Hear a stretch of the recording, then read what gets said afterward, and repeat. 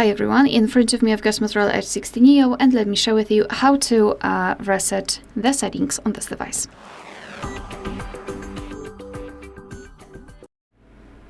So let's start with opening the settings, and here we need to scroll all the way down to find the system.